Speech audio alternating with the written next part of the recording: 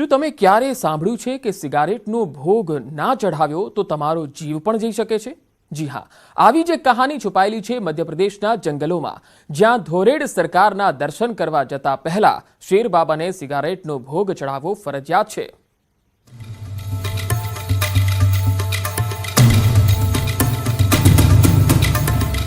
અહીંથી નીકળો તો સાવધાન થઈ જજો. બીડી ના સળગાવી તો મુસીબતમાં મુકાઈ શકો છો. જીવ જોખમમાં મુકાઈ શકે છે. તમે રસ્તો ભૂલી શકો છો. શિવપુર જિલ્લામાં જંગલ વચ્ચે આ રસ્તો જાય છે ધોરેડ સરકારના દરબારમાં. ધોરેડ સરકારના દર્શન કરવા અનેક પ્રવાસીઓ આ રસ્તા પરથી પસાર થાય છે. મનમાં સવાલ થશે કે આ રસ્તા પર મુશ્કેલી શું? તો જરા ધ્યાનથી જુઓ. પથ્થરોની આડમાં બનેલું નાનું મંદિર નજરમાં આવશે. જોવામાં ભલે નાનું હોય અને સામાન્ય લાગે, પરંતુ આ મંદિર સામાન્ય તો નથી જ.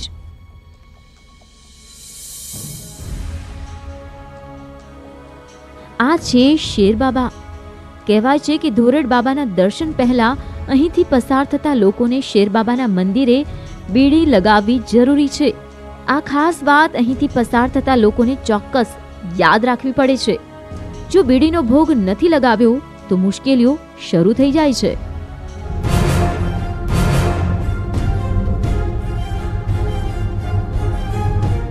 કહેવાય છે કે બીડીનો ભોગ ચઢાવે છે તેની સફર સુરક્ષિત છે, પરંતુ જો કોઈ શ્રદ્ધાળુ બીડી લગાવવાનું ભૂલ્યો તો જંગલમાં રસ્તો ભટકવાનું નક્કી છે.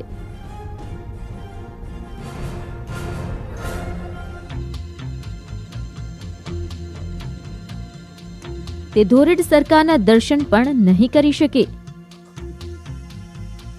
દાવો તો એ પણ કરવામાં આવ્યો છે કે જો કોઈએ જાણી જોઈને બીડી નથી ચઢાવી તો આ વ્યક્તિને જંગલમાં પાણી પણ નથી મળતું. જંગલમાં જંગલી જાનવરનું ભોજન પણ બની જાય છે.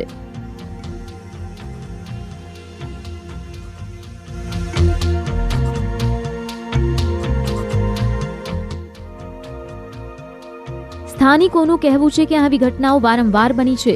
2 વર્ષ પહેલા 3 યુવકો રસ્તા ભટકી ગયા અને ભૂખ્યા તરસા જંગલમાં જ મોતને ભેટ્યા. આ ઘટનાને લોકો આ દાવા સાથે જોડી રહ્યા છે.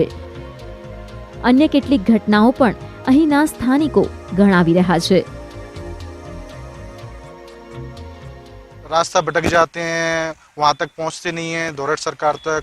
और तो पूर्व में ऐसी 1-2 घटनाएं हो चुकी हैं जिससे लोग बाग ये मानते हैं कि शहर बाबा के स्थान पे भोग लगा के और उनके दर्शन करके ही सिद्ध बाबा मतलब धोरेड सरकार के लिए दर्शन के लिए आगे बढ़ते. इधर से जाने वाला यात्री या उधर से आने वाला यात्री वहाँ बीड़ी का भोग लगता है. बीड़ी किसी भी क्वालिटी की हो, लेकिन बीड़ी होना चाहिए. बीड़ी जला के यदि वहाँ नहीं रखते हैं या तो रास्ता भटक जाता है या आदमी की कहीं रास्ते में मृत्यु हो जाए या शेर खा जाए या कोई जानवर भी उसको खा सकता है. શેરબાબાના મંદિરે બીડીનો ભોગ પણ ચઢાવી દીધો. હવે મંજિલ છે ધોરડે સરકારનું પ્રસિદ્ધ ધામ. શિવપુર મુખ્યાલયથી 130 કિલોમીટર દૂર ગાઢ જંગલો અને ઝરણા વચ્ચે ઓમકારની પહાડીમાં બિરાજમાન છે ધોરેડ સરકાર.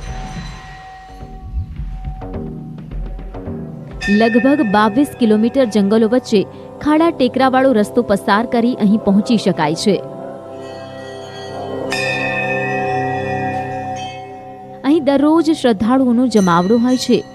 લોકોનું કહેવું છે કે જે વ્યક્તિ શેરબાબા અને ધોરેડ સરકારમાં આસ્થા રાખે છે તેને મોટા મોટા રોગમાં છુટકારો મળે છે. નિસંતાનને સંતાન પ્રાપ્તિ થાય છે. ધોરેડ સરકારને અરજી કરવાથી અન્ય મનોકામના પણ પૂર્ણ થાય છે. यहाँ पर प्रगति द्वारा ओमकार बना हुआ है. यहाँ पर जितने भी लोग आते हैं अपनी अपनी अर्जी जो भी लगाता है उसकी सभी मनोकामनाएं पूरी होती हैं, चाहे वो किसी भी तरह की. किसी के बालक नहीं है या किसी नौकरी नहीं लग रही है या किसी कोई बीमारी है, इस तरह की जितनी भी समस्याएं समस्या आती है उसका सारा समाधान. અહીં પહોંચતા શ્રદ્ધાળુમાં મધ્યપ્રદેશ, ઉત્તર પ્રદેશ, રાજસ્થાન અને દિલ્હી સહિત અન્ય રાજ્યોના ભક્તોનો સમાવેશ થાય છે. ભક્તોની ધોરેડ સરકાર માટે આસ્થા જ છે કે ગાઢ જંગલો અને મુશ્કેલી ભર્યા રસ્તા તેમને રોકી નથી શકતા.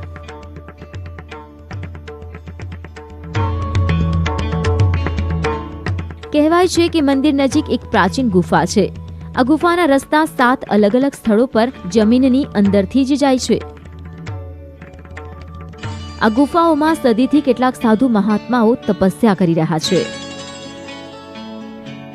ऐसी गुफा है, बिल्कुल शुरुआत में तो बहुत छोटा दरवाजा, उसमें बहुत ऐसे घुसना पड़ेगा. उसके बाद में अंदर जाकर के कुछ थोड़ी चौड़ाई हो जाती है और उससे थोड़ा आगे जाते हैं तो वहाँ पर फिर 7 जगह के लिए रास्ता वहाँ से गया है. तो यहाँ से राजस्थान के लिए ये गया है, इधर विजयपुर सिद्ध बाबा पे गया है, आलोपी शंकर पे गया है और एक जगनेर पड़ती है यूपी में, वहाँ के लिए गया है रास्ता. और ये अपनी रहू है ना, उसमें अंदर ही अंदर वहाँ के लिए गए. इस तरह 7 जगह के लिए रास्ता गया है. मतलब जमीन के अंदर ही अंदर अंदर ही अंदर. આ વિસ્તારના લોકોના કહેવા પ્રમાણે ધોરેડ સરકારના વિશ્વાસથી જ તેમના પશુઓ જંગલોમાં એકલા ચારો ચરી ઘરે પરત ફરે છે. જો કોઈ રસ્તો ભૂલી જાય તો ધોરેડ સરકાર માણસનું રૂપ લઈ તેમની મદદે પહોંચી જાય છે. આવી અનેક કહાનીઓ અહીંના લોકોના મોઢા પર હતી. परकम्मा लगा रही थी तो उसी ने दिया था 60 वर्ष की लड़की औरत के, तो परकम्मा लगाई, झवला जो है नीचे गिर गया. वो उसने कहा कि तुमने दिया, तुमने ले लिया. और मैं उसने पूरी परिक्रमा की. परिक्रमा करने के बाद जब नीचे पहुंचे तो ऊँटा चौंकटा हुआ मेरा.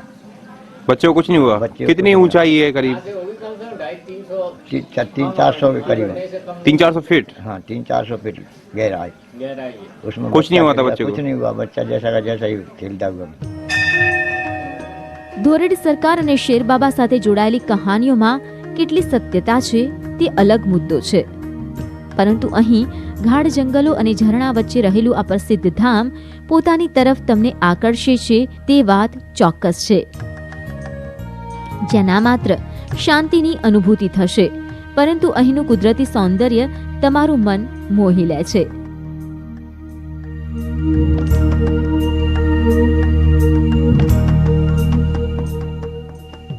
પરંતુ જો તમે દર્શન કરવા જાઓ તો શેર બાબાને બીડીનો ભોગ લગાવવાનું ન ભૂલતા.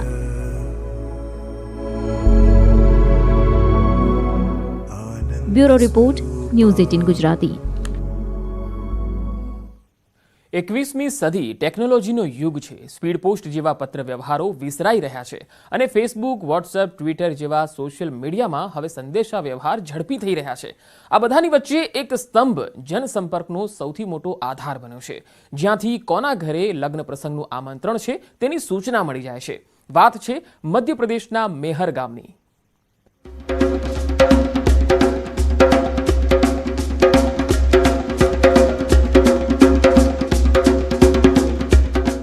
એક સ્તંભ જે છે સંબંધોનો આધાર.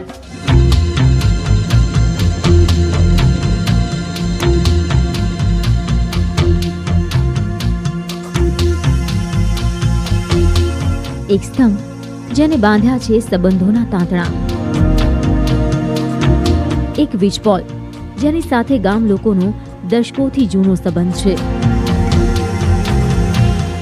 આ સ્તંભ ગામનો જનસંપર્કનો સૌથી મોટો આધાર છે.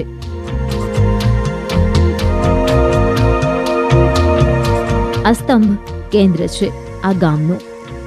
અહીં સ્તંભ પર લટકેલા આ માત્ર કામકાજ નથી, પરંતુ આ કાર્ડમાં છુપાયા છે એ સંબંધો જે છેલ્લા 25 વર્ષથી ગામ લોકો વચ્ચે આવી જ રીતે ઊભો છે.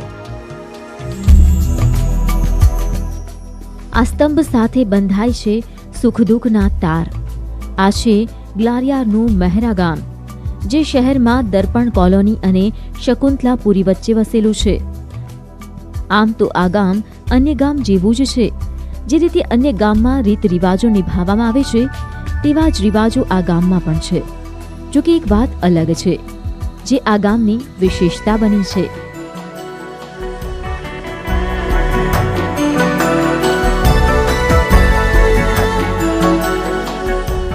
આ ગામમાં એક એવી પરંપરા છે જે ગામ લોકોના સંબંધોનો સૌથી મોટો આધાર બની છે.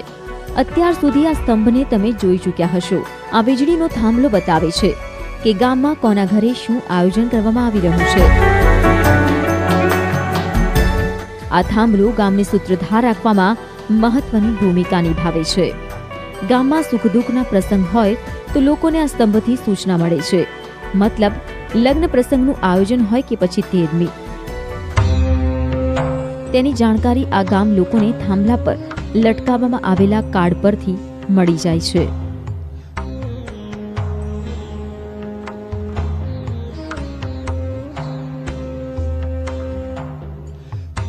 हमारे पूर्वज जो है पिताजी जो घर का लगाते थे, पर कुछ समय बाद ये खेती बाड़ी पे और कहीं निकल जाते तो घर पे कार्ड नहीं पहुंच पाते थे, तो किसी के घर बोले आए तो वो याद भूल जाती थी. फिर बाद में होती कि मेरा निमंत्रण नहीं आया, तो कुछ लोगों ने ये परंपरा चालू की कि जो है एक चबूतरा था यहाँ जो है छोटा सा, उस पर लगाना शुरू किया.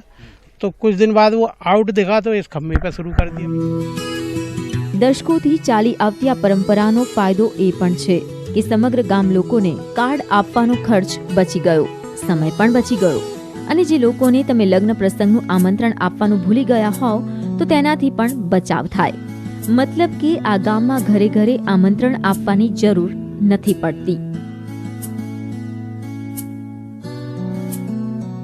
25 साल से करीब ये खम्भे पर लगाना शुरू किया. मेन रोड था ये, तो ये खम्भे को सबने स्वीकार किया और इस कार्ड को आज भी स्वीकार करता है. લગભગ 4000ની આબાદીવાળા મહેરા ગામની આ અનોખી પરંપરા છે. પરંતુ ના માત્ર મહેરા ગામ જ, પરંતુ આસપાસના બીજા ગામના લોકો પણ કાર્ડ થાંભલા પર લટકાવી જાય છે.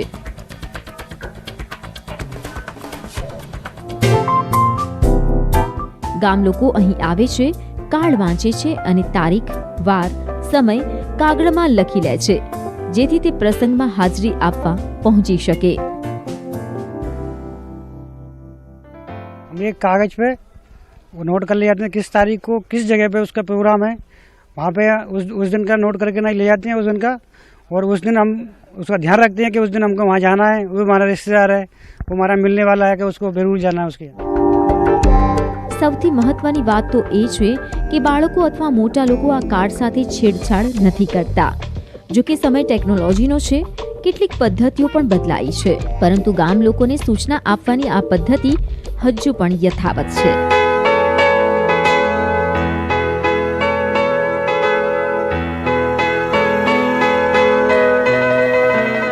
કેટલાક લોકોનું કહેવું છે કે વડીલોએ શરૂ કરેલી આ પરંપરા ક્યારેય નહીં તૂટે. पहले क्या चबूतरे पर जो कार्ड टांगे जाते थे, लेकिन आज के समय में क्या सोशल मीडिया का जमाना है, तो उस हिसाब से सभी लोग इससे जुड़े हुए हैं. तो उसमें क्या अपन ने एक मेरा निमंत्रण के नाम से ग्रुप बनाया हुआ है, जिसमें गांव के समस्त परिवारों के लोगों को उसमें अपन ने व्हाट्सएप पे ऐड कर रखा हुआ है. तो जैसे अपन जो भी कार्ड आता है उस पर सब ठकुरास की चूल लिखकर व्हाट्सएप कर दिया जाता है, तो वो सबके लिए सर्वमान्य सब स्वीकार करते हैं उस कार्ड को. હવે સ્પીડ પોસ્ટ જ નહીં, પરંતુ સમય ફેસબુક, વોટ્સએપ, ટ્વિટરનો છે. જ્યારે સેકન્ડોમાં સૂચના અન્ય લોકો પાસે પહોંચાડવાની સંભવ બની છે, તેવામાં આ પરંપરા આજે ગામમાં યથાવત છે, તે અચંબિત કરનારી છે.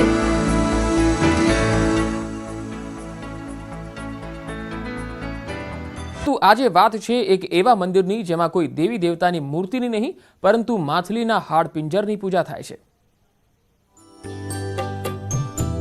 ભગવાન વિષ્ણુના મત્સ્ય અવતારની કથા તો તમે સાંભળી હશે, પરંતુ ક્યારેય મત્સ્ય માતાના મંદિરની કહાની સાંભળી છે, જેમાં કોઈ દેવી દેવતા નહીં પરંતુ માછલીના હાડપિંજરની પૂજા થતી હોય?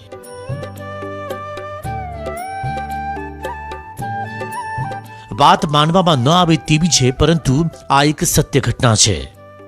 આ મંદિરમાં માછીમારોની અતૂટ આસ્થા પણ જોડાયેલી છે. વલસાડ જિલ્લામાં દરિયા કિનારે આવેલું છે મત્સ્ય માતાનું મંદિર, જ્યાં માછલીના હાડપિંજરની પૂજા કરી માછીમારો પોતાની મનોકામના પૂર્ણ કરે છે. વલસાડનું મગોદ ડુંગરી ગામ, જ્યાં સૌથી વધુ માછીમારોની આબાદી છે. અહીંનો મુખ્ય વ્યવસાય પણ માછીમારી છે, અને અહીં જ આવેલું છે ભારતનું એકમાત્ર મત્સ્ય માતાજીનું મંદિર. મત્સ્ય માતાજીનું મંદિર, જેમાં અહીંના આદિવાસી માછીમારોની અતૂટ શ્રદ્ધા છે. અહીં મૂર્તિ કે તસવીર નહીં, વ્હેલ માછલીનું હાડપિંજર રાખવામાં આવ્યું છે.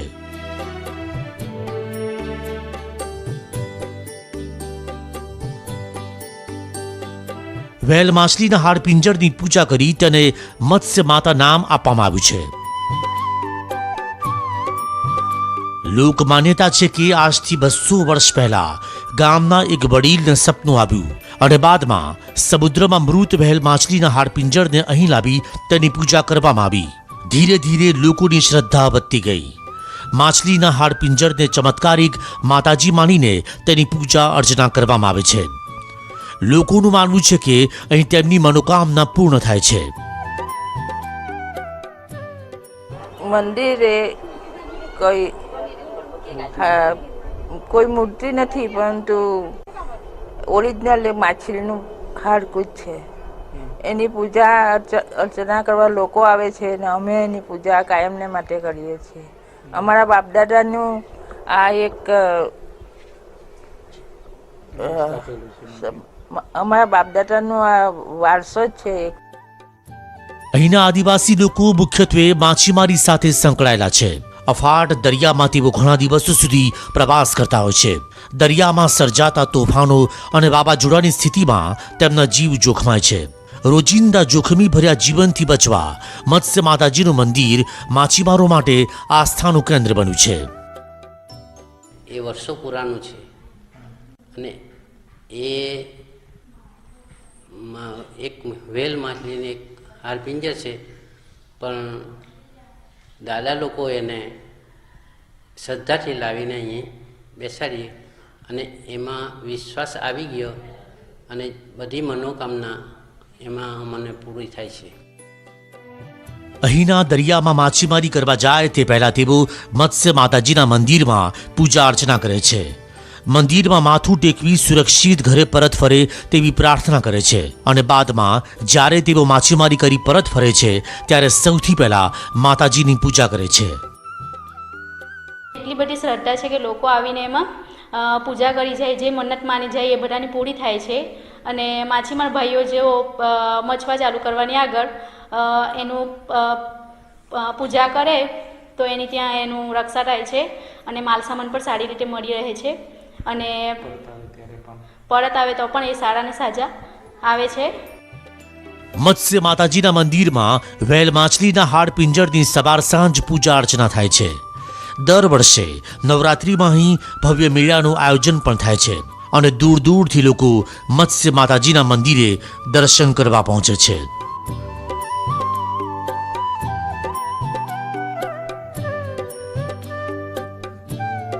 ભરતસિંહ વાઢેર, ન્યૂઝ 18 ગુજરાતી, વલસાડ.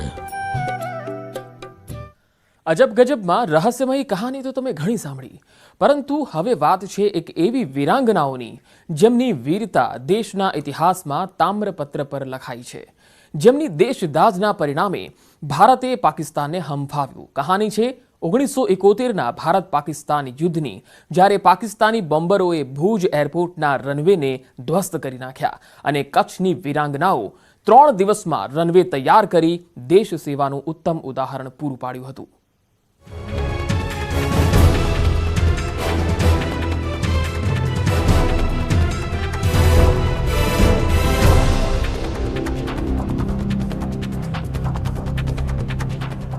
આઠ ડિસેમ્બર 1971 ઘટના હતી ભારત પાકિસ્તાનનું ભીષણ યુદ્ધ.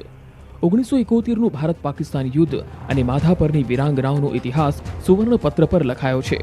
માધાપરમાં બનેલું સ્મારક આજે પણ તે વાતની સાક્ષી પૂરી રહ્યું છે. સાયરન વાગે એટલે કે ઓલા ખાડા ખોદી રાખ્યા હતા પડખામાં. જઈ સાયરન થાય તો હાલો હાલો દોડજો ભાગજો ભાગજો કરીને ખાડામાં પડી જઈને ઊંધા સુવાનું. પછી વળી સાયરન શાંતિનું વાગે તો વળી કામે લાગી જાય. અને બીજે દી તો અમે ગાડીમાં હતા, ગાડી શીખે ઝાડીમાં જતા, ગાડી શીખે કાકરી ખણીને આગળ આગળ નાખતા હતા. એ સાયરન નાગે એટલે ગાડી ઝાડીમાં ખોઈને ઝાડી શીખે પડી ગયા હતા, ગાડી શીખે માલિકો.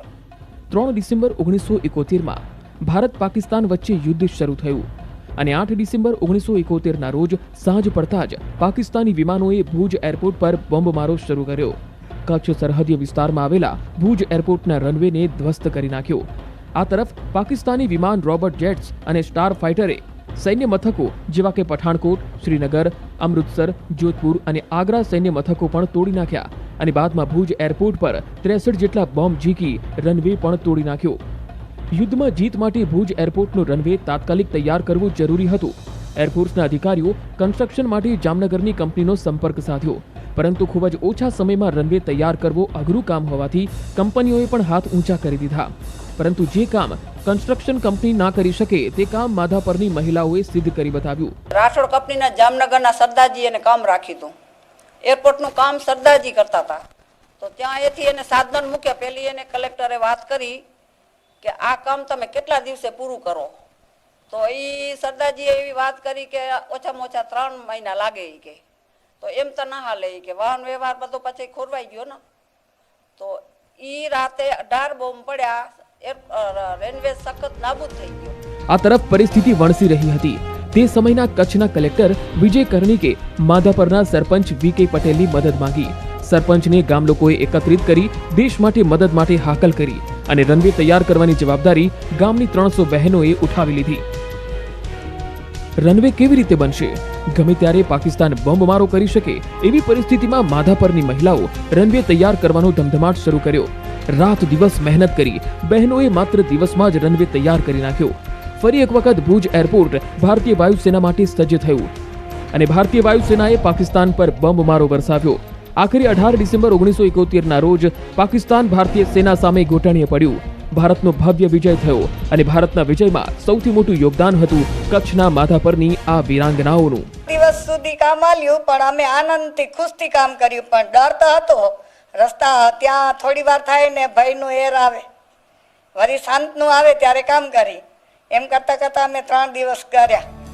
માધાપરમાં વીરાંગનાઓની યાદમાં ભવ્ય સ્મારક બનાવવામાં આવ્યું, જેમાં મહિલાઓ રનવે તૈયાર કરતી હોય તેવી મૂર્તિઓ તૈયાર કરવામાં આવી, જે આજે પણ તે સમયની યાદોને તાજી કરે છે.